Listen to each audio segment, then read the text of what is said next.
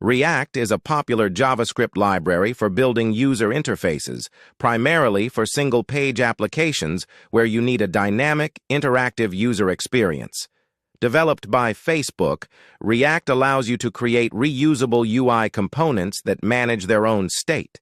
This makes it easier to build complex user interfaces by breaking them down into smaller, manageable pieces. Structure. Key concepts in React.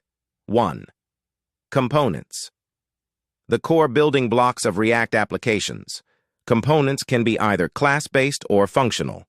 They encapsulate the logic and structure of a part of the UI and can be nested within other components. 2. JSX, JavaScript XML. A syntax extension that allows you to write HTML-like code within JavaScript. JSX makes it easier to create and visualize the structure of your UI components. 3. Props.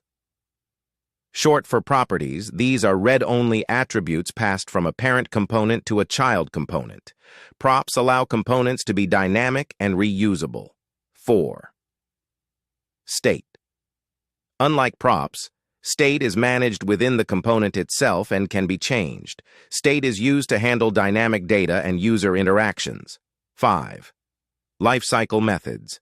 Special methods available in class-based components that you can use to run code at specific points in a component's lifecycle, e.g., when a component is created, updated, or destroyed. 6. Hooks. Functions introduced in React 16.8 that allow you to use state and other React features in functional components. The most common hooks are useState, useEffect, and useContext. 7. Virtual DOM. React uses a virtual DOM to efficiently update and render changes. When state or props change, React updates the virtual DOM and then calculates the most efficient way to apply these changes to the actual DOM. Basic. Example. Here's a simple example of a functional component in React.